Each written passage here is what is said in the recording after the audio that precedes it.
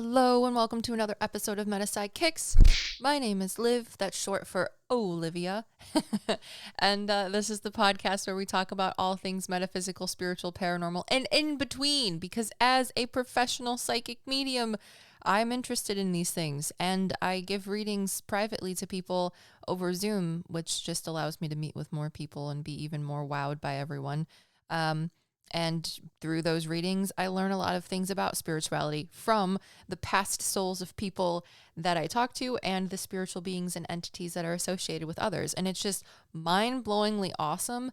And I feel so grateful to be able to have, this existence right now. So yeah, I also wanted to say it short for Olivia because I used to sign my emails to people, Olivia The Medium, or if you go on our website and try to book a reading with me, you'll get a confirmation email that says, yada, yada, yada, Zoom link information, how to join your meeting, come with questions, sincerely, Olivia the Medium. And people are like, I thought I got my reading booked with Liv, but I don't know who this Olivia person is unless you're like outsourcing your readings to people, which is fine, but it's just not what I was expecting. Same person. Liv's just my stage name. So I don't know. I just figured I'd say that because it's something that I thought was funny the other day. Anyways, today, we're going to be talking about a little bit of just freaking, I don't know, I've been trying to write stuff down in my notebook from things that I've been thinking about and learning from readings and just existing, and I have some things I've written down that I want to talk about. I know in last Sunday's podcast, destigmatizing spiritual differences and using reincarnation as an example to do so, I mentioned how I wanted to talk about as someone else's perspective that I learned about in a reading and how it all overlays in how spirit will use things that you have seen and experienced in order to convey messages to you. And that just because someone doesn't perceive or receive the same form of communication to give you or another person the same idea doesn't mean that you or another person is wrong.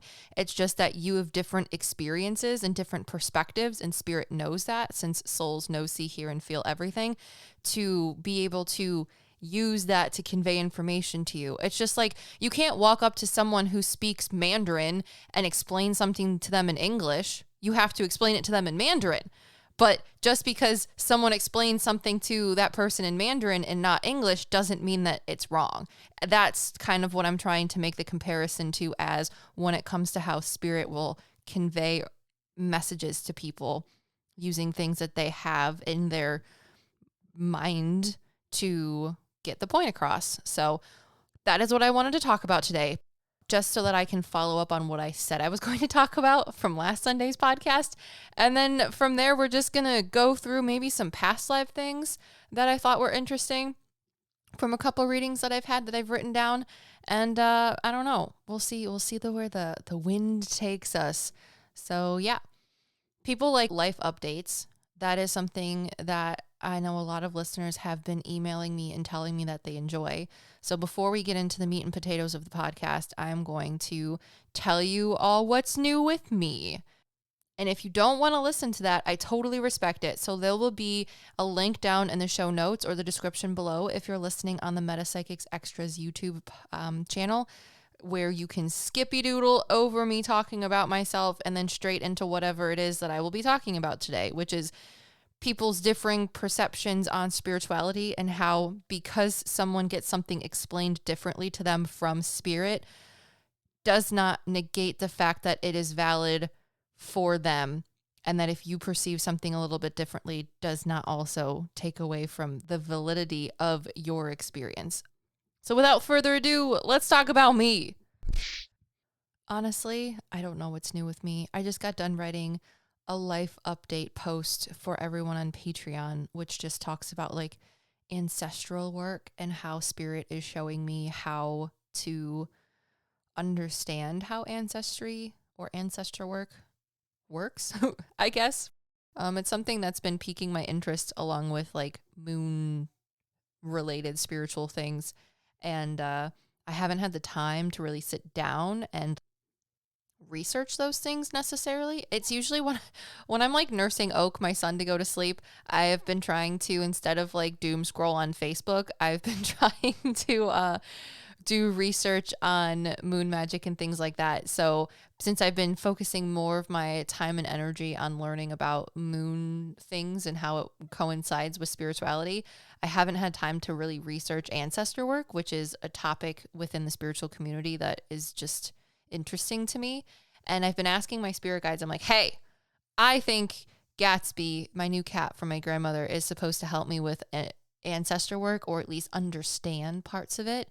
And I just don't know how that's supposed to happen, or if it's just my own brain sort of manufacturing that idea because of the sadness that I have revolving around my relationship or lack thereof with my paternal grandmother. Because my other one died. My mom's mom, she died like, I think by the time I was 4. So I never really got a grandparent, granddaughter, grandmother, granddaughter relationship in my life. And I'm not salty about it because it allows me, I think, to be better in my profession with just being understanding, or like a neutral sort of third party Switzerland, for lack of a better comparison, when people do reach out to me. So I think my experiences in life have helped me become a better medium and be a better medium for people that reach out to me. So I'm not like, it's not like a why is me type of thing. It's just something that I've recognized and choose to use in a positive way. But I'm like, I don't know, am I overthinking this? Is this actually happening? And I made the realization that Gatsby is helping heal a lot of ancestor things. So ancestor work, as far as I understand it, I've only really like listened or learned about it from passing contextual conversations that I've heard within the spiritual community or media that I'm consuming as such. And it has to do with like understanding the people that have come before you, and it helps you understand who you are and heal parts of you or parts of them. So like, for example, I don't know, what could be a really good thing of like generational or ancestor work. So I'm watching this show called Northern Exposure. And if you guys haven't heard of it, I would recommend it. You can watch it on Amazon Prime or Amazon TV, movies, whatever it is. I don't know. I have an Amazon Prime membership, and then that allows me to watch just limited shows, I guess. That's like the only like thing that I can afford right now for TV, basically. So we've been watching Northern Exposure because my mom recommended it like a few months after Oak was born. And it's a very spiritually woke kind of show, I guess, in a way. It's very introspective for being placed in the 80s or coming out in the 80s, I would say. I think it's very good. So if you are interested in things like that, or shows kind of like that, I would recommend it. It's kind of quirky and a little weird, but I think it has something that everyone can enjoy, especially within the spiritual community. So anyways, one of the things is one of the main characters is a man by the name of Joel Fleischman. And they talk about like him going to Russia or something in one of the episodes. And I honestly don't remember because my sister-in-law ended up watching the rest of the episode with Oak without me because I had to go do readings. But he made a comment about how him being a Jewish doctor going back to Russia was going to be something that his grandmother would have never like thought about, or that could have healed a lot of things. So it's kind of like that. It's like reclaiming your space for your ancestors, or reclaiming parts of healthy emotions and things like that from past hardships or trauma that people that you were family with have gone through, things like that. What's another really good thing? One of the things they do, the show takes place in Alaska. This would also be maybe like a really good like ancestral healing type of thing, maybe. I don't know. The show takes place in Alaska, and a lot of the people are Native Americans. And in the show, because it's in the 80s, they call them all Indians, because in the 80s that was just the lingo that people used. And it's kind of healing though too, because in the show, everyone that is Native American just like calls themselves Indians. And I don't know if it's just because of how the writers wrote the show or what, but I don't know. It's kind of like reclaiming a word that is been derogatory towards you and making it powerful. I don't know. That's just kind of how I perceive it. But in the show, one of the episodes is where they all have like this spring festival, I guess. And in the spring festival, what happens is all of the Native American townspeople who live with all of the white people and everyone else that lives in Little Sicily, Alaska, they throw tomatoes at the white people, all of the Native Americans. And it's just accepted and everyone partakes and no one bats an eye. And it just is how it is for like an entire week. And Joel, who is the Jewish doctor in the town, he ends up getting pegged like really, really hard with a tomato by one of his friends who's Native American. And he's like, Ed, why did you just ruin my white shirt with a tomato? That was literally the most uncalled for, rude thing ever. And Ed, his Native American friend, goes, well, it's yada yada tradition. It's going on for a week. And no one would tell Joel why all of the Native American friends and people in the town were throwing tomatoes at everyone else. And they finally, Marilyn, his receptionist who is Native, she explains to him, well, we throw tomatoes at all of the white people for a week because this is the week when the white people like invaded Alaska. And this is how we get back at you because of all of the bloodshed that you guys caused, et cetera, et cetera. And Joel's like, listen, I'm not a white person. I know I look like I'm a white person, but I am Jewish and I have gone through more oppression than you have, or even oppression that is just consequently close to the oppression that your people came from. So if anything, I should be throwing tomatoes at everyone else with you guys. And Marilyn's just like, no, you can't throw tomatoes at other people, but we'll stop throwing them at you. And I just feel like that could be a really good representation of healing ancestral trauma or ancestor work in general.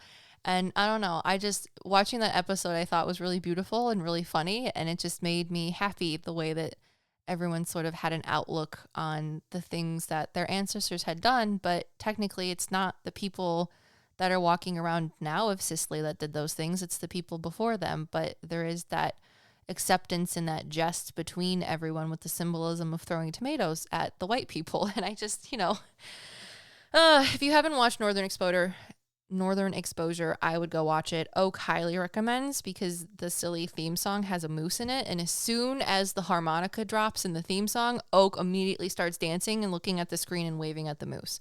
So Oak 10 out of 10 recommends, and I like 8 to 9 out of 10 recommend. So that is, that's kind of what I wrote my post about on Patreon. So if you're interested, feel free to go check out Patreon in the link below. But that's kind of what I have to share today. Just learning how ancestral work can happen in a lot of different ways. And no, I have not formally dived down into how a lot of people in the spiritual community might categorize how ancestor work is or how it should be done. But that's kind of how I'm learning about it, is through my cat and watching other people on TV, maybe. I don't know. So that's what I have to say about things for me. If you guys have similar things or opinions, experiences, stuff like that, down in the comments below, please let me know there. Because I think it's healing to talk about those things, even if it is just on a YouTube podcast comment, or on Apple Podcasts, leave a little review if you'd like. I would appreciate it. It helps me. So without further ado, let's get into what we're supposed to actually talk about, or what I want to talk about as a professional today, not just me. All right, so the thing I wanted to talk about was how the way spirit shows someone a concept is not going to be wrong. It's just like, as a medium, I said this in the last podcast, souls cannot show me things that I have not experienced, witnessed, etc. before. So they convey information to me using symbolism and things that I have seen. So like a lot of times people will ask me, they'll be like, can you tell me what my grandfather looks like? And I can tell you characteristics of them that they convey to me, that they're tall, that they're handsome, that they have hair, that they don't have hair, that they have light colored eyes, that they were a working man, because they'll show me that their hands are big. That for me is a symbol that they were a blue collar worker, that they liked boats. They had a nice smile. They had this sort of emotion or energy or demeanor to them. But if you show me a picture, the picture is going to be something new that I've seen and not specifically exactly what I'm seeing when I'm channeling the soul of your past loved one, even if it's your dog. Like it's, that's just, I have never seen your loved one before. So that is therefore not something that they can show me because it's not something I've seen. However, they can still convey the message to me using things that are more, I don't want to say general because sometimes they can be really specific. Like I was talking to someone the other day and I knew that the two women that I were talking to were so lovely. It was a mother and a daughter, and they were very nice, but I could tell that they were still slightly skeptical of if I was talking to their father/grandfather. And they're like, well, can you tell us what it is that he does in order to communicate with us, that we think that he does to communicate with us? And he'd already told me a whole bunch of good stuff. And I had like talked about what he looked like or what he told me he looked like, etc. His personality and like certain things that he did in his life. But they wanted this. This was just their confirmation. And I'm glad that they didn't ask for a name because names are not something that are easy for me. Usually the only names that I can get are like Elizabeth and Rose. And I have no idea why that is. It just is.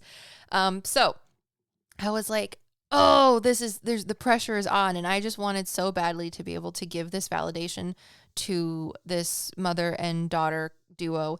And as a medium, that is not always something that I can do. Spirit will give me what you need, not necessarily what you want. And this request was more so something that they wanted. And I would have thought it was something that they wanted and not necessarily something that they needed. But Spirit was able to tell me. And I'm very excited because the super secret thing that their grandfather/father did was he would leave coins places for them. And he showed me how the way he showed me this was, if you've ever watched Nacho Libre, I am a huge Jack Black fan because I just wish that I could live my life so just embodying me as Jack Black does in his everyday life and like the things that he chooses to appear in TV. And he showed me the soul of this man. He showed me the scene from Nacho Libre where at the very beginning, Jack Black's character gets called to a house because this woman thinks her husband dies. And he's like, he was a good man. He had a very lush garden and a beautiful wife. And then he like puts coins over this guy's eyes before he wakes up because he's not actually dead.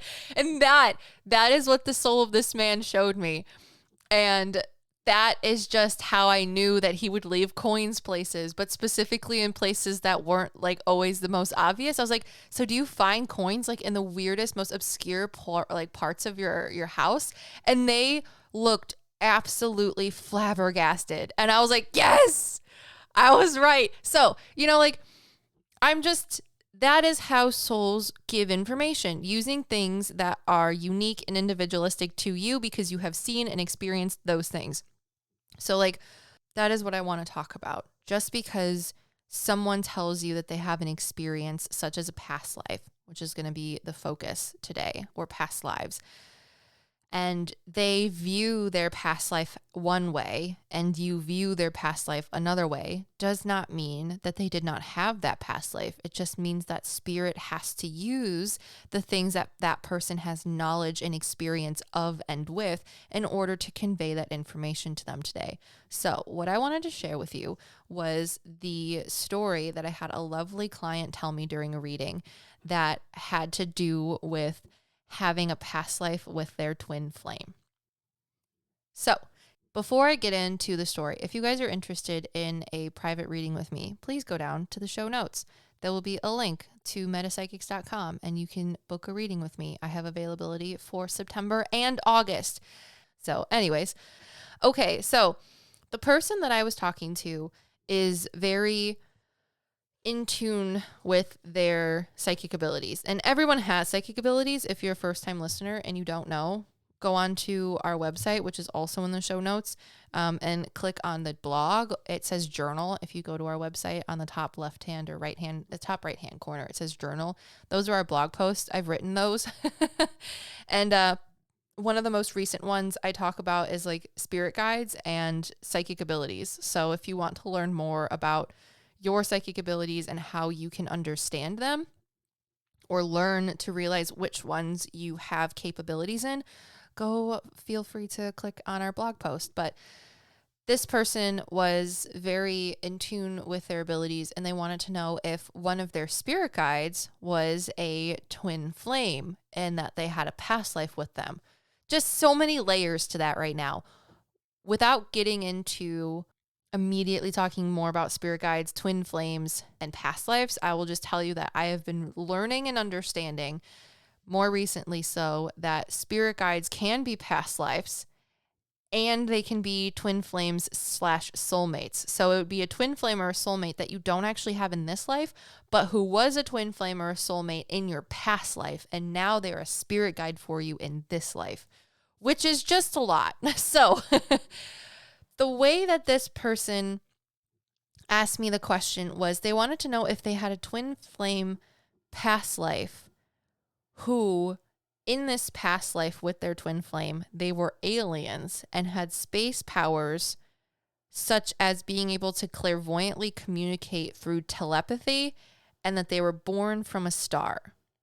So, if that is something that you believe, that there are like physical aliens that have telepathy and can communicate that way, that are living on a star physically, then that is entirely valid, because there is no evidence whatsoever that can say that it's not. However, I do believe in aliens.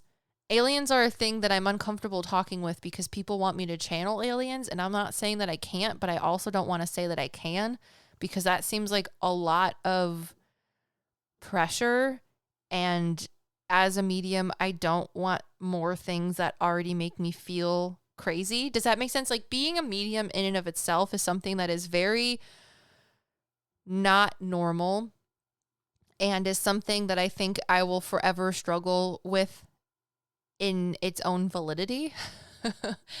And unless I think I'm talking to someone, unless I'm talking to an actual alien, like take me to Area 51 and have me talk to an alien, since apparently there was all that alien stuff. Like at the beginning of this year, do you guys remember that, when the government was like, yeah, aliens exist? And then there was like videos of aliens talking to people and some dude interpreting them talking. I don't know. I tried not to go on a deep dive about it because it was like a hot topic, and I also was like postpartum or about to give birth. So I was like, I don't have that on my mind right now. But unless I'm at Area 51 talking to an alien and I'm reading one of their families that have died, alien friends, then I need validation of what I'm talking to. You know what I'm saying? I don't just want to like put on a tinfoil hat and be like, this is what they say, because that seems like a lot for me, mentally, physically, emotionally, and spiritually. So I don't know. I need to ground myself in spirituality and not run away with it, because it's so very easy to just let your head explode into the clouds. So anyways, the way that this past life, this twin flame, showed my client their things was valid, because the way that they showed me the first, like how do I explain how I established that I was able to validate this for them?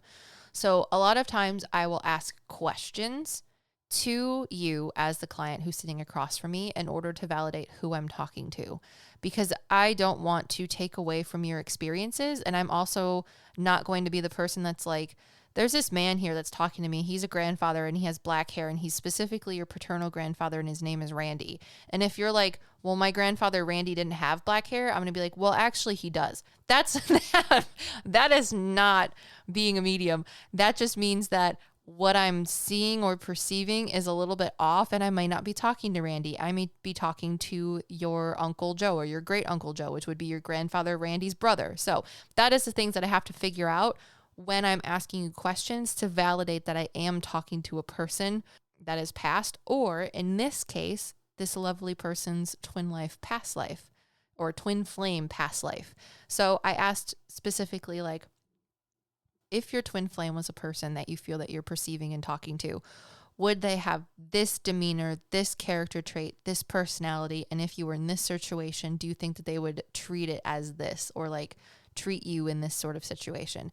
And basically the way this spiritual being, soul being, explained themselves to me was kind of like a bad boy. They're like, I'm a little cheeky. I would be the person that's at the skate park. And I'm also the person that's like, what do you want to do for dinner? And when you tell me I don't know what I want to do, I'm immediately going to be like, we're getting Sonic. We're going to In-N-Out. That's what we're doing. So I validated these things with my client first, and like, oh yeah, that's exactly how I feel like they would be if they were a person. And that's exactly how they talk to me. Like the way that you say that they would speak is exactly how I feel they interact with me. And I was like, cool, great. So we're on the same page. I feel like I am channeling the same energy as the energy that you're channeling.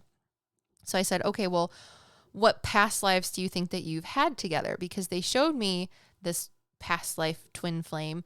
They had past lives together as a boy and a girl, and that this past life was a boy and that my client was a girl. And then they immediately said, well, I think we've had a romantic past life where I was a girl and they were a boy. And I was like, okay, so this is where it goes. This is where it gets interesting.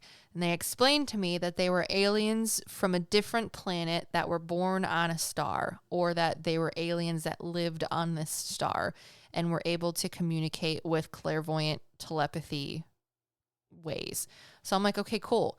So that is valid. It's just like, who's to say that that's wrong? The way that I understand it, though, or the way that spirit was able to convey it to me, was that because I'm uncomfortable with the idea of aliens.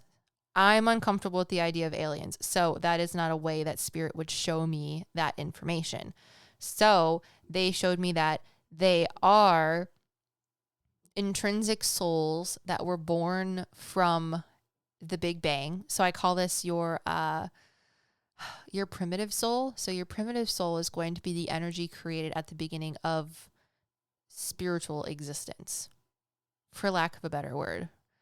And that would be, for me, correlating with the time of when Big Bang happened, because all of our soul energy has been filtered into physicality once that event took place, which is when physicality presumably was created. So your existence as a soul first happened or arose from not being physical. So that would be your primitive soul.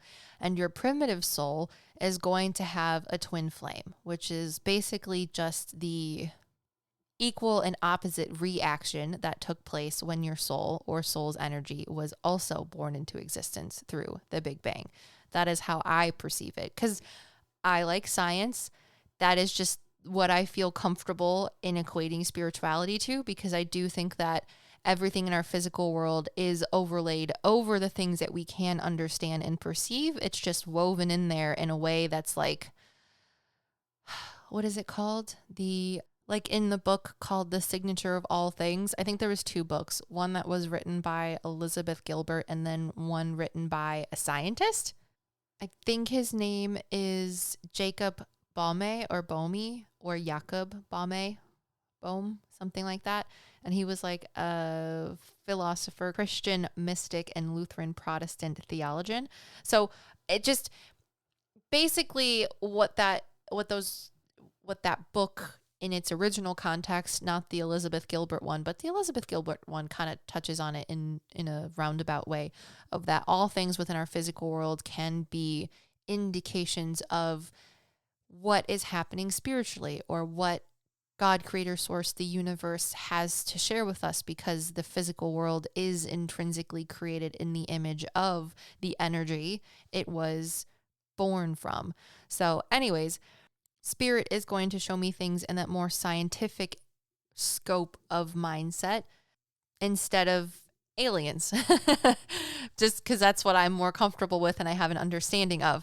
So the way that they showed me, or was able to validate in a different way, this person's twin flame past life, was by saying they were primordial souls born from the same star that was exploding. So their energy came from this star that was I don't know, what do they call it? Supernova-ing. Maybe a supernova only happens with bigger stars, but maybe it was a big star that their energy was born from. So they had this supernova reaction that created the opposite and equal reaction that created their existence as themselves. And therefore, as energetic beings, they were able to interact and live energetic lives, which is something that we can definitely talk about in a future podcast if that's something you're interested in. Let me know in the comments below if it is, and I will try to, I don't know, cohesively put my thoughts together to make a podcast like that. But you can have physical lives and you can also have energetic lives. So I think what this person was talking about was an energetic life that existed with their twin flame past life. And I also think that they also had physical existences as well. I'm just not sure if it was as aliens. So anyways, the thing is, they're not wrong. It's just that spirit showed them one way to validate that they were connecting to a past life twin flame. And spirit showed me another way to validate that my client was connecting with a past life twin flame.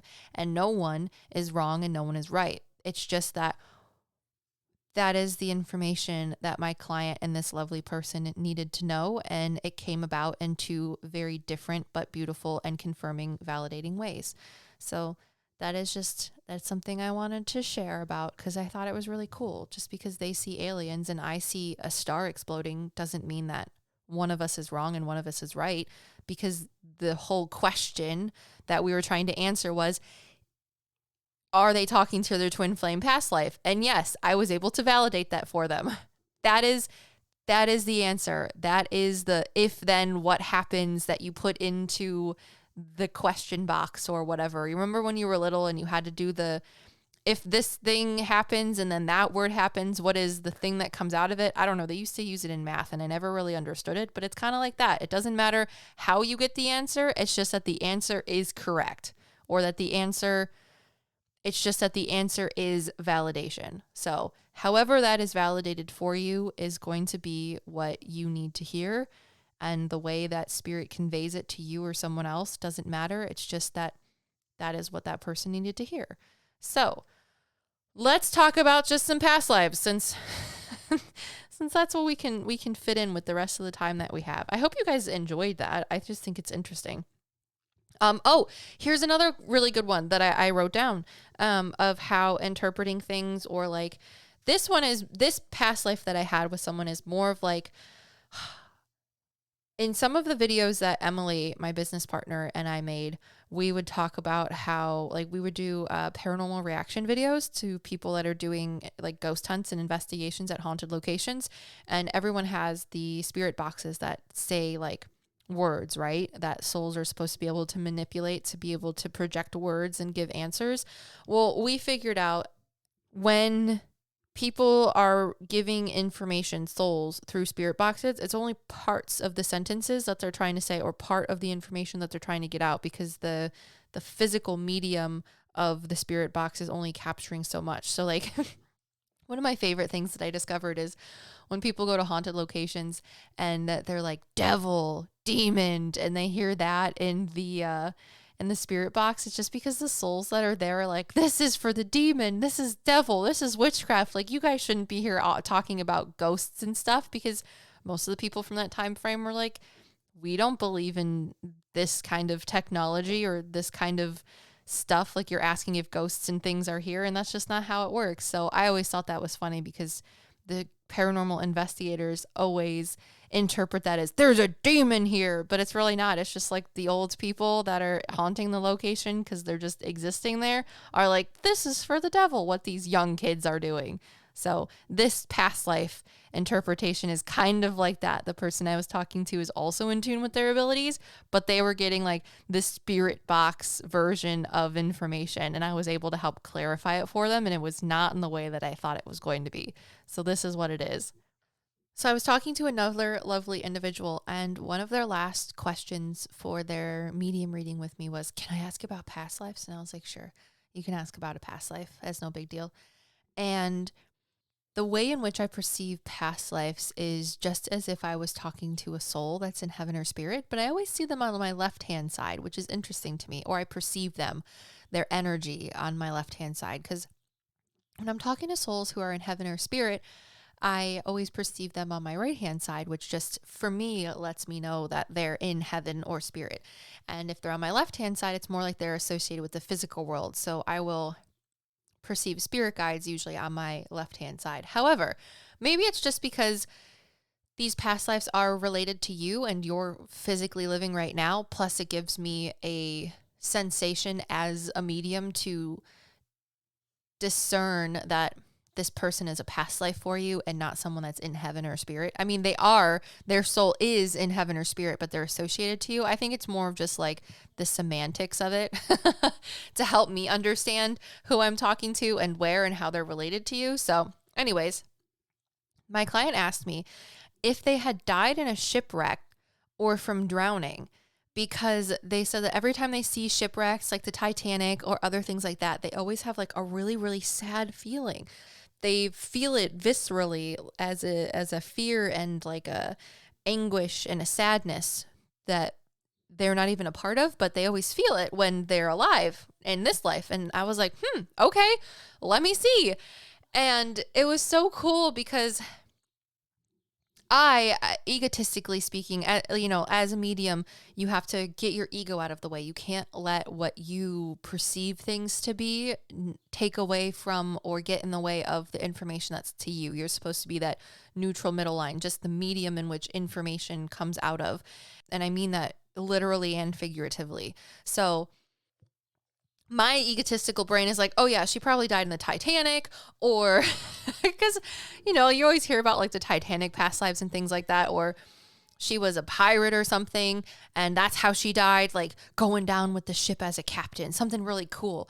And don't you know, as I am asking Spirit to show me, to give me more information about this, the past life that steps forward is this little old man, and he's super just like gangly and skinny, and he's got brown hair that's kind of disheveled and a little bit longer. It's a little greasy and straight, and it goes down to like just above his shoulders, like the middle of his neck. He's older. He's probably in his, I don't know, 50s or 60s, but he's still got dark brown hair, and he's got a mustache that's also a little bit scraggly too, and he's wearing like period clothes, I would say, of like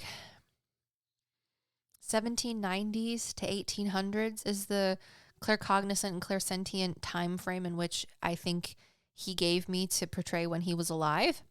And he he talks about how he was a ship maker, and he worked as a person that would help to put together ships in Italy specifically. And he said that every time he would work on a ship, he worked on the parts of the ship that were like the bottom of it, I guess, when they would put them all together. And he said that anytime a ship would go down, he would read about it in the news, like the papers or wherever he was. And he would always keep track of all of the ships that he worked on. And he said that if any of the ships that he worked on ever went down, for whatever reasons, he said that some of them would be taken down from piracy, some of them would be taken down for shipwrecks just because like the water was bad and they never would return, etc., etc. He said that he always took that personally, as if it was something that he did wrong when building the ship that caused all of the people on the ship to die and be lost at sea. And he told me that he would do Hail Marys to try and repent for being what he thought was the problem of these people's demise. And I was like, oh, why are you so cute?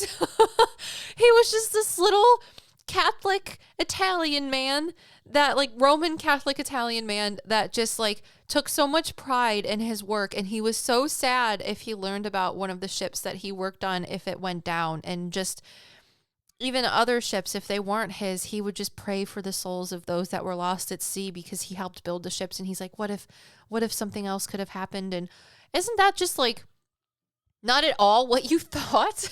He felt personally responsible for the deaths that happened on ships, even the ones that he worked for, or especially the ones that he worked for.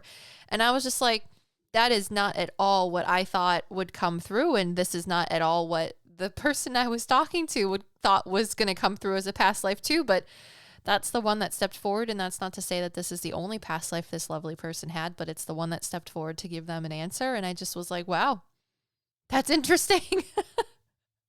So, you never know what Spirit's going to give you. And if someone perceives something differently, doesn't mean that it's wrong. It just means that that's the way that Spirit can use to convey information to you. Just like I said at the beginning, if someone's speaking Mandarin and you speak Swahili, just because someone comes over to that person that speaks Mandarin and explains it to him in Mandarin doesn't mean that the explanation in Swahili is wrong. It just means that it's probably given to them a little bit differently, but the answer, what that person needed to know in that moment, given where they are in space and time and in their life, was given to them. And that is what matters.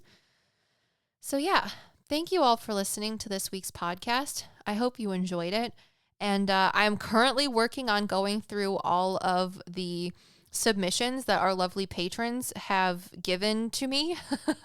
I'm reading through emails, and I'm going to go through all the comments too that I've seen everyone commenting on Patreon. If you are a patron of PsycKicks and you haven't seen the post, go on to Patreon. I made a post last week or 2 weeks ago that says like Patreon podcast Q&A. And we're going to do a Patreon priority question and answer podcast episode, or a couple, depending on how many questions we've gotten. And I will answer them for you. So if you're interested in becoming a patron, like I said, you can go down below into the show notes and go check that out. You get life updates. You get access to our Discord server, so you can talk to and make friends with a whole bunch of other people that are excited about spirituality and metaphysical things.